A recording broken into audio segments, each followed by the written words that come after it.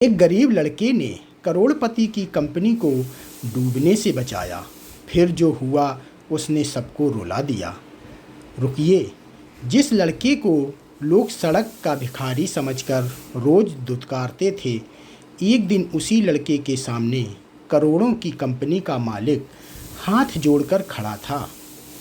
लेकिन सवाल यह है कि आखिर ऐसा क्या हुआ कि दुनिया के सबसे बड़े इंजीनियर जिस मशीन को ठीक नहीं कर पाए, उसे एक गरीब लड़के ने सिर्फ कुछ मिनटों में ठीक कर दिया।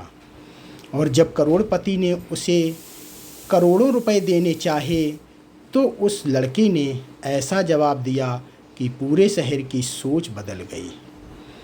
इस कहानी का अंत आपको इंसानियत, हुनर और घमंड के बीच का असली फ़र्क समझा देगा। कहानी शुरू होती है एक ऐसे शहर से जहां इंसान की कीमत उसके दिल से नहीं बल्कि उसके कपड़ों और बैंक बैलेंस से तय होती थी। जिसे सबने गरीब समझा वही निकला असली जीनियस। शहर के बीचों बीच एक विशाल कांच की इमारत खड़ी थी। इस इमारत का नाम था वर्मा इंडस्ट्रीज और इसका मालिक था करोड़पति उद्योगपति राघव वर्मा। राघव वर्मा का नाम पूरे शहर में उसकी दौलत, ताकत और घमंड के लिए मशहूर था। उसकी कंपनी में हजारों लोग काम करते थे, लेकिन राघव के लिए वे लोग इंसान नहीं बल्कि उसकी मशीन का एक हिस्सा थे। वे हमेशा कहा करता था कि जिस आदमी के पास पैसा नहीं है उसकी कोई कीमत नहीं है। उसके लिए गरीब होना सबसे बड़ा अपराध था। वह महंगी कारों में घूमता, बड़े बड़े होटल में मीटिंग करता और विदेशी इंजीनियरों को करोड़ों रुपए की तनख्वाह देता था, लेकिन अपनी कंपनी में काम करने वाले गरीब मजदूरों की तरफ वह कभी ठीक से देखता तक नहीं था। राघव ने कुछ महीने पहले अपनी कंपनी में दुनिया की सबसे आधुनिक ऑटोमेटिक मशीन लगवाई थी। यह मशीन अकेले सैकड़ों मजदूरों का काम कर सकती थी। मशीन का नाम था बेरा एक्स। इसमें आर्टिफिशियल इंटेलिजेंस, रोबोटिक और अत्याधुनिक कंप्यूटर सिस्टम लगा हुआ था। विदेशों से आए इंजीनियरों ने दावा किया था कि यह मशीन आने वाले 10 सालों तक कंपनी को दुनिया की सबसे बड़ी कंपनी की कतार में खड़ा कर देगी। राघव ने इस मशीन पर करोड़ों रुपए खर्च किए थे। उसे अपनी मशीन पर इतना घमंड था कि वह अक्सर अपने कर्मचारियों से कहा करता था, अब मुझे तुम लोगों की ज़रूरत नहीं पड़ेगी। मशीनें इंसानों से ज़्यादा तेज़ और ज़्यादा भरोसेमंद होती हैं। लेकिन एक रात सब कुछ बदल गया। रात के करीब 2 बजे कंपनी का पूरा कंट्रोल रूम अचानक लाल रोशनी से जगमगा उठा। मशीन के सभी सिस्टम एक साथ बंद हो गए। स्क्रीन पर एक के बाद एक चेतावनी दिखाई देने लगी। कुछ ही सेकंड में कंपनी का पूरा उत्पादन रुक गया। कन्वेयर बेल्ट बंद हो गई, रोबोटिक आर्म्स बीच में ही रुक गए और मशीन के अंदर से अजीब आवाज़ आने लगी। कंट्रोल रूम में मौजूद कर्मचारियों के चेहरे पर डर साफ दिखाई दे रहा था। तभी स्क्रीन पर एक संदेश चमका, सिस्टम लॉक्ड। कुछ ही मिनटों में राघव वर्मा को इसकी खबर दी गई। वह गुस्से में अपनी कार लेकर कंपनी पहुंचा। उसके साथ देश विदेश के कई बड़े इंजीनियर भी पहुंचे। राघव ने कंट्रोल रूम में घुसते ही चिल्लाकर पूछा, यह सब कैसे हुआ? कंपनी के मुख्य इंजीनियर समीर कपूर ने घबराते हुए कहा, सर, हमने सिस्टम को कई बार रीस्टार्ट करने की कोशिश की है, लेकिन मशीन किसी भी कमांड को स्वीकार नहीं कर रही। राघव गुस्से में बोला, तुम लोगों को करोड़ों रुपए इसलिए देता हूँ कि तुम एक मशीन को भी नहीं संभाल सकते। समीर ने कहा, सर, समस्या सामान्य नहीं है। मशीन का एआई खुद अपने कमांड बदल रहा है। हमने ऐसा सिस्टम पहले कभी नहीं देखा। राघव ने स्क्रीन की तरफ देखा। मशीन का तापमान लगातार बढ़ रहा था। अगर तापमान एक निश्चित सीमा से ऊपर चला जाता तो मशीन में विस्फोट हो सकता था, और अगर ऐसा होता तो कंपनी के अंदर मौजूद करोड़ों रुपए की मशीनरी के साथ साथ आसपास काम कर रहे सैकड़ों मजदूरों की जान भी खतरे में पड़ सकती थी। राघव ने तुरंत दुनिया की एक बड़ी टेक्नोलॉजी कंपनी से संपर्क किया। कुछ घंटों में 3 विदेशी इंजीनियर कंपनी पहुंच गए। उन्होंने सिस्टम की जांच शुरू की। एक इंजीनियर ने कई घंटे तक कोड पढ़ा, दूसरा मशीन के हार्डवेयर की जांच करने लगा और तीसरा सर्वर से कनेक्शन बनाने की कोशिश करता रहा। लेकिन हर बार स्क्रीन पर एक ही संदेश आता, एक्सेस डिनाइड। राघव की बेचैनी बढ़ती जा रही थी। कंपनी का हर मिनट लाखों रुपए का नुकसान कर रहा था। बड़े विदेशी ऑर्डर अटक चुके थे। शेयर बाजार में कंपनी के शेयर गिरने लगे थे। मजदूरों में डर फैल चुका था कि अगर मशीन ठीक नहीं हुई तो उनकी नौकरी चली जाएगी। उसी समय कंपनी के बाहर सड़क के किनारे एक 15 साल का लड़का बैठा था। उसका नाम था आरव। आरव के कपड़े पुराने और फटे हुए थे। उसके पैरों में चप्पल नहीं थी, बाल बिखरे हुए थे और चेहरे पर धूल लगी थी। वह सड़क किनारे पड़े इलेक्ट्रॉनिक कबाड़ को इकट्ठा करके बेचता था। शहर के लोग उसे अक्सर भिखारी समझ लेते थे। कोई उसे खाना दे देता, कोई डांटकर भगा देता और कोई उसकी तरफ देखता तक नहीं था। लेकिन कोई नहीं जानता था कि इस गरीब लड़के के अंदर क्या छिपा है। आरव बचपन से ही कबाड़ के बीच पला था। उसे खिलौने से ज़्यादा पुराने मोबाइल, रेडियो, कंप्यूटर और तार पसंद थे। जहाँ दूसरे बच्चे किसी टूटे हुए कंप्यूटर को बेकार समझकर फेंक देते, आरव उसे उठाकर घंटों बैठा रहता। वह उसके पार्ट्स खोलता, उन्हें समझता और फिर जोड़ने की कोशिश करता। धीरे धीरे उसने खुद ही इलेक्ट्रॉनिक्स सीख लिया था। उसके पास कोई स्कूल की बड़ी डिग्री नहीं थी, लेकिन उसके पास सवाल पूछने और जवाब खोजने की आदत थी। उस रात जब आरव कंपनी के बाहर से गुजर रहा था, उसने देखा कि कंपनी के बाहर पुलिस की गाड़ियां और इंजीनियरों की भीड़ लगी हुई है। तभी कंपनी की एक बड़ी स्क्रीन बाहर से दिखाई दी। स्क्रीन पर कुछ कोड चल रहे थे। आरव कुछ सेकंड के लिए रुक गया। उसकी आंखें स्क्रीन पर टिक गईं। उसने धीरे से कहा, ये तो मशीन का लॉक नहीं है, ये खुद को बचाने की कोशिश कर रही है। पास खड़े एक आदमी ने उसकी बात सुनी और हंसते हुए कहा, तुझे क्या पता मशीन के बारे में, अपनी हालत देख। लेकिन आरव ने उसकी बात पर ध्यान नहीं दिया। वह गेट की तरफ बढ़ा और सिक्योरिटी गार्ड से बोला, अंदर जाने दो। मशीन में जो समस्या है वह शायद कोड में है। गार्ड जोर से हंसा, तू मशीन ठीक करेगा? आरव ने शांत आवाज़ में कहा, हाँ। गार्ड ने उसे धक्का देकर कहा, भाग यहाँ से, अंदर करोड़ों की मशीन लगी है, कोई खेल नहीं चल रहा। आरव ज़मीन पर गिर गया, लेकिन उसने स्क्रीन से नज़र नहीं हटाई। उसने फिर कहा, अगर अभी सिस्टम को बंद नहीं किया गया तो मशीन कुछ ही समय में ओवरहीट हो जाएगी। गार्ड ने उसका मजाक उड़ाया, लेकिन उसी समय कंट्रोल रूम से एक इंजीनियर दौड़ता हुआ बाहर आया और चिल्लाया, मशीन का तापमान फिर बढ़ गया है। आरव तुरंत खड़ा हो गया। उसने स्क्रीन की तरफ देखा और कहा, 5 मिनट में सिस्टम खुद को लॉक कर देगा। पास खड़े लोग चौंक गए।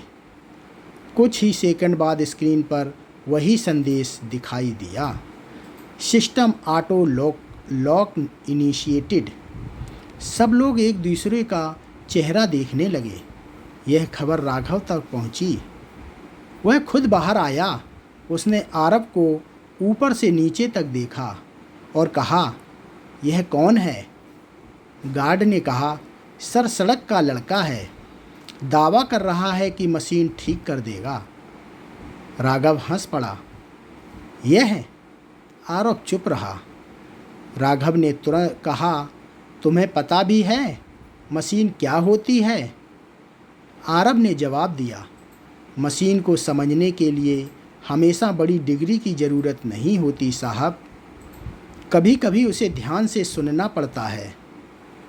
राघव को उसकी बात पर गुस्सा आ गया। तुम जैसे लोगों को 2 वक्त की रोटी मिल जाए वही बहुत है, यहाँ करोड़ों की मशीन है। आरव ने शांत स्वर में कहा, साहब अगर आपने मुझे अंदर जाने दिया तो शायद आपकी करोड़ों की मशीन बच जाए। राघव कुछ पल के लिए चुप रहा। उस समय मशीन का तापमान फिर बढ़ गया। मुख्य इंजीनियर समीर ने कहा, सर अब हमारे पास ज़्यादा समय नहीं है।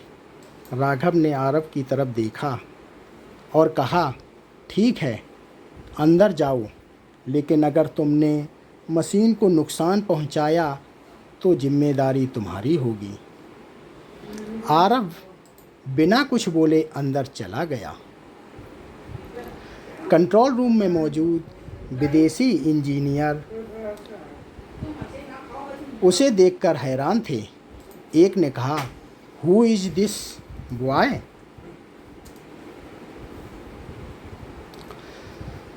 समीर ने कहा, कहता है कि मशीन ठीक कर सकता है। एक विदेशी इंजीनियर हंस पड़ा। आरव ने उसकी तरफ देखा तक नहीं। वह सीधे मुख्य कंसोल के पास गया। उसने स्क्रीन पर चल रहे कोड को देखा। कुछ सेकंड के बाद उसने कहा, समस्या मशीन में नहीं। समीर ने पूछा, फिर? आरव बोला, समस्या उस नियम में है जो आपने मशीन को दिया है। सब चौंक गए। आरव ने कहा, आपने मशीन को हर कीमत पर उत्पादन करने के लिए बनाया। आपने उसे आराम का कोई नियम नहीं दिया। आपने उसे बताया कि रुकना गलती है। इसलिए जब सिस्टम ने तापमान बढ़ता देखा, उसने खुद को बचाने के लिए सारे कमांड लॉक कर दिए। समीर ने तुरंत सिस्टम की फाइलें खोली। कुछ मिनट बाद उसके चेहरे का रंग उड़ गया। आरव सही कह रहा था। राघव ने पहली बार उसे ध्यान से देखा। आरव ने कहा, मुझे 10 मिनट दीजिए। विदेशी इंजीनियरों ने विरोध किया, लेकिन समीर ने कहा, उसे कोशिश करने दीजिए। आरव ने कीबोर्ड पर उंगलियां रखीं। उसकी उंगलियां इतनी तेज़ी से चल रही थी कि वहां मौजूद इंजीनियर भी हैरान रह गए। लेकिन तभी मशीन से ज़ोरदार आवाज़ आई। स्क्रीन लाल हो गई। Critical temperature. अलार्म बज उठा। आरव ने कहा, अब कोई भी बाहर नहीं जाएगा। राघव घबरा गया। क्या मतलब? आरव ने कहा, अगर मैंने अभी सिस्टम को गलत कमांड दिया तो पूरी मशीन फट सकती है। कमरे में सन्नाटा छा गया।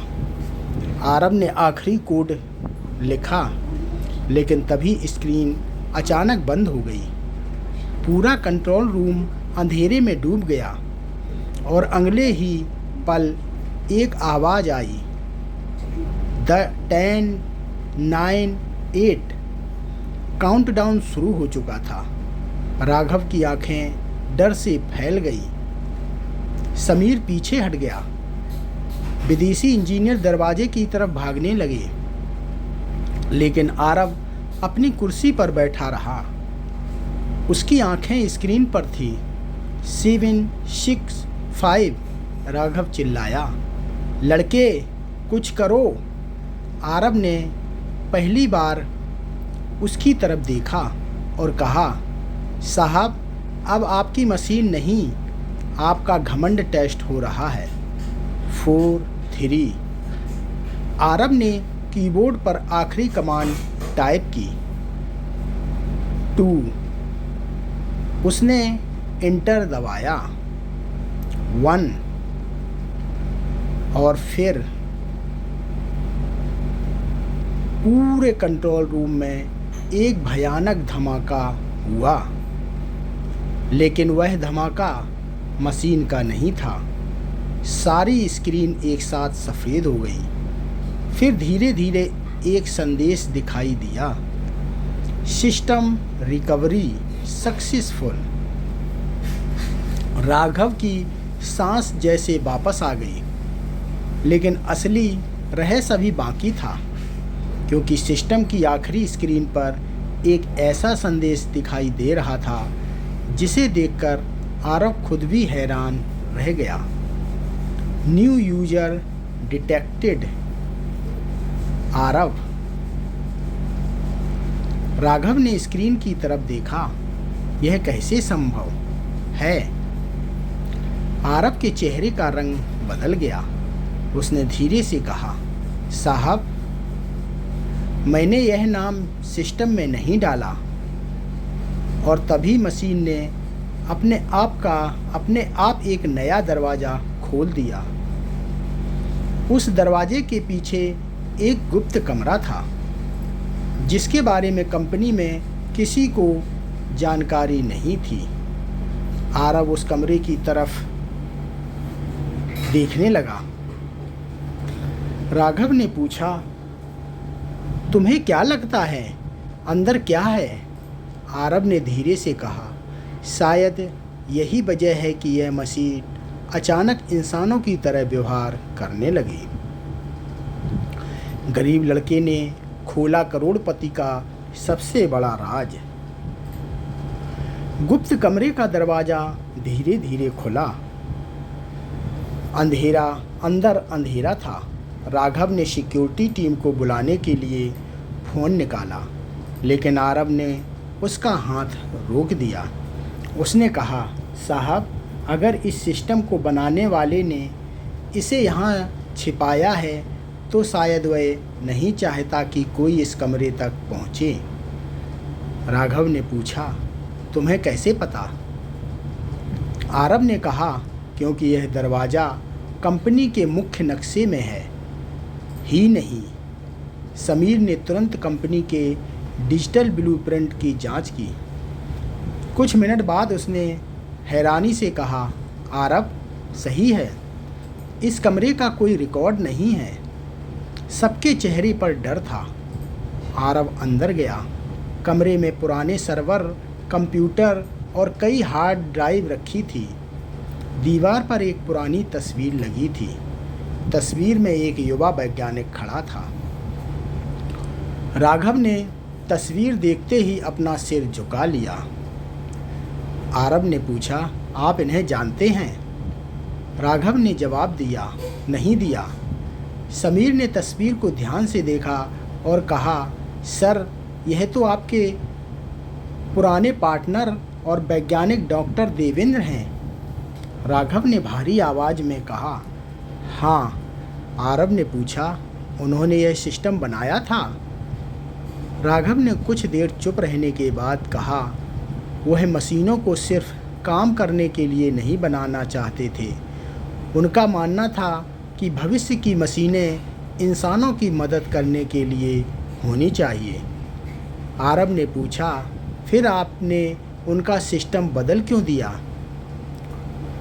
राघव की आंखें नीचे झुक गईं। उसने कहा, क्योंकि मुझे मुनाफा चाहिए था। आरव ने कंप्यूटर की स्क्रीन पर कुछ फाइलें खोलीं। उसमें पुराने कोड मौजूद थे। उसे पता चला कि मशीन का मूल प्रोग्राम मज़दूरों की सुरक्षा, आराम और ऊर्जा संतुलन को सबसे ज़्यादा महत्व देता था। लेकिन बाद में राघव ने उन सभी नियमों को हटाकर मशीन को अधिक उत्पादन के लिए प्रोग्राम कर दिया था। आरव ने कहा, आपने मशीन से इंसानियत निकाल दी थी। राघव चुप रहा। आरव ने कहा, और मशीन ने आज आपको वही वापस दिखाया है। कुछ देर तक कोई कुछ नहीं बोला। राघव पहली बार अपने ही बनाए साम्राज्य के सामने कमज़ोर महसूस कर रहा था। उसने पूछा, तुमने यह सब कहाँ सीखा? आरव मुस्कुराया, कबाड़ से। राघव ने हैरानी से पूछा, कबाड़ से? आरव ने कहा, जब मेरे पास स्कूल की फीस नहीं थी तब मैंने कबाड़ में पड़े कंप्यूटरों को अपना स्कूल बना लिया। जो चीज़ें अमीर लोग बेकार समझकर फेंक देते थे, मैं उन्हें जोड़कर सीखता था। राघव की आंखों में पहली बार शर्म दिखाई दी। जिस लड़के को उसने कुछ घंटे पहले भिखारी कहा था, उसी लड़के ने उसकी कंपनी, उसकी मशीन और शायद उसकी पूरी सोच को बचा लिया था। राघव ने अपनी जेब से चेक बुक निकाली। उसने कहा, आरव, तुम जितने पैसे मांगोगे मैं दूंगा। आरव ने सिर हिला दिया, मुझे पैसे नहीं चाहिए। राघव ने पूछा, तो क्या चाहिए? आरव ने कहा, मुझे पढ़ना है। राघव कुछ पल तक उसे देखता रहा। आरव ने कहा, मैंने कभी ठीक से स्कूल नहीं देखा, लेकिन मैं मशीनों को समझना चाहता हूँ। मैं ऐसी मशीन बनाना चाहता हूँ जो गरीब लोगों की ज़िंदगी आसान करे। राघव की आंखें भर आईं। उसने पूछा, अगर मैं तुम्हारी पढ़ाई का पूरा खर्च उठाऊँ तो? आरव ने कहा, मैं एहसान नहीं लेना चाहता। राघव ने जवाब दिया, यह एहसान नहीं होगा, यह मेरी गलती सुधारने का मौका होगा। अगले दिन राघव ने कंपनी के सामने हजारों मजदूरों को बुलाया। सबको लगा कि शायद वह किसी नई मशीन या नए नियम की घोषणा करेगा, लेकिन राघव मंच पर पहुंचा और कुछ सेकंड तक चुप खड़ा रहा। फिर उसने कहा, आज मैं आप लोगों से माफ़ी मांगना चाहता हूँ। सभी मजदूर हैरान थे। राघव ने कहा, मैंने आपको कभी इंसान नहीं समझा। मैंने आपकी मेहनत को सिर्फ अपने मुनाफे का साधन समझा। लेकिन कल एक ऐसे लड़के ने मेरी आंखें खोल दी जिसे मैंने खुद गरीब और बेकार समझकर अपमानित किया था। फिर उसने आरव को मंच पर बुलाया। हजारों लोगों ने तालियां बजाईं। आरव मंच पर आया तो राघव ने उसके सामने हाथ जोड़ दिए। पूरा मैदान सन्न रह गया। राघव ने कहा, जिसे मैंने सड़क का भिखारी समझा, आज वही मेरी कंपनी का सबसे बड़ा शिक्षक है। मजदूरों की आंखों में आंसू थे। राघव ने उसी दिन कंपनी के सभी मजदूरों के लिए नए नियम बनाए। काम के घंटे कम किए, आराम का समय तय हुआ। मजदूरों के बच्चों की शिक्षा के लिए फंड बनाया गया। स्वास्थ्य सुविधाएं शुरू की गईं और किसी भी कर्मचारी के साथ अपमानजनक व्यवहार पर रोक लगा दी गई। लेकिन कहानी यहीं ख़त्म नहीं हुई। आरव को एक अच्छे स्कूल में दाखिला मिला। शुरुआत में उसे बहुत कठिनाइयों का सामना करना पड़ा। दूसरे बच्चे उसके पुराने कपड़ों का मजाक उड़ाते थे। कुछ कहते थे कि वह कबाड़ बीनने वाला है और कुछ उसे अनपढ़ कहते थे। लेकिन आरव ने किसी से लड़ाई नहीं की, उसने सिर्फ पढ़ाई की। कुछ सालों में वही लड़का पूरे स्कूल में सबसे आगे निकल गया।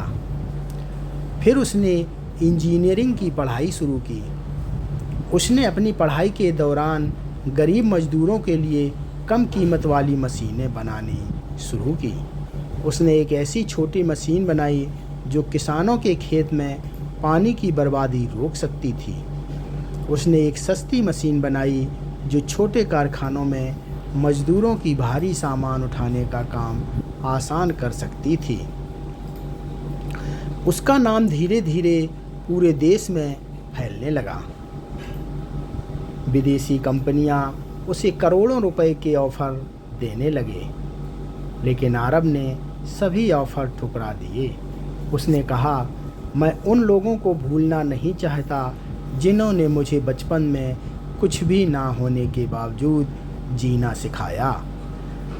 एक दिन कई साल बाद आरव उसी कंपनी के गेट पर वापस आया। वह अब एक सफल युवा वैज्ञानिक बन चुका था। उसके साथ दुनिया के बड़े इंजीनियर चल रहे थे।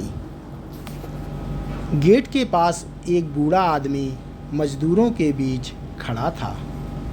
वह राघव था, लेकिन अब वह पहले जैसा करोड़पति मालिक नहीं था। उसके कपड़े साधारण थे और चेहरे पर घमंड की जगह शांति थी। आरव ने आगे बढ़कर उनके पैर छू लिए। राघव ने उसे गले लगा लिया। उसने कहा, तुमने मेरी कंपनी नहीं बचाई थी आरव, तुमने मुझे बचाया था। आरव मुस्कुराया और बोला, नहीं साहब, आपने भी मुझे बचाया था।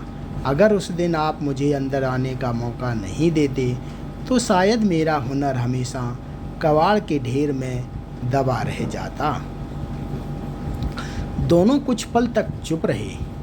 फिर राघव ने उसी पुराने कंट्रोल रूम की तरफ देखा।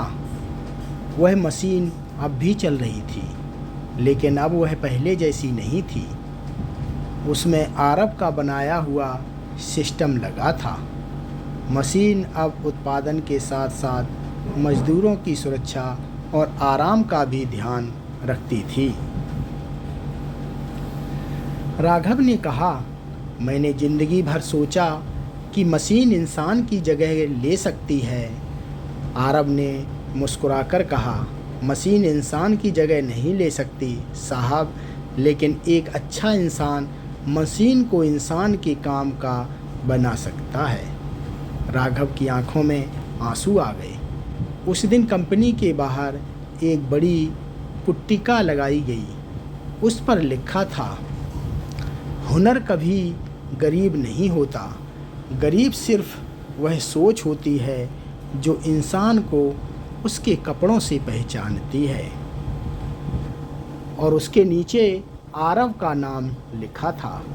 जिस लड़के को कभी गेट पर धक्के देकर भगाया गया था, उसी के नाम पर कंपनी का सबसे बड़ा रिसर्च सेंटर बनाया गया। आरव ने उस सेंटर में एक नियम बनाया, यहाँ किसी उम्मीदवार से पहले उसकी डिग्री नहीं, उसका हुनर पूछा जाएगा। क्योंकि आरव जानता था कि अगर दुनिया ने उसके फटे कपड़े देखकर उसे हमेशा गरीब समझा होता तो शायद उसके अंदर छिपा वैज्ञानिक कभी दुनिया के सामने नहीं आ पाता। और राघव ने भी उस दिन एक बात हमेशा के लिए समझ ली थी, दौलत इंसान को बड़ा घर दे सकती है, लेकिन बड़ा दिल नहीं। डिग्री किसी को पढ़ा लिखा बना सकती है, लेकिन समझदार नहीं। और गरीबी किसी इंसान की प्रतिभा को ख़त्म नहीं करती, बस उसे दुनिया की नज़रों से छिपा देती है। कभी कभी जिस इंसान को हम सबसे कमज़ोर समझते हैं, वही हमारे सबसे बड़े संकट में हमारी सबसे बड़ी ताकत बन जाती है। इसलिए अगली बार जब आपको सड़क किनारे कोई गरीब बच्चा, मजदूर या ज़रूरतमंद इंसान दिखाई दे तो उसे सिर्फ उसके कपड़ों से मत आंकिए।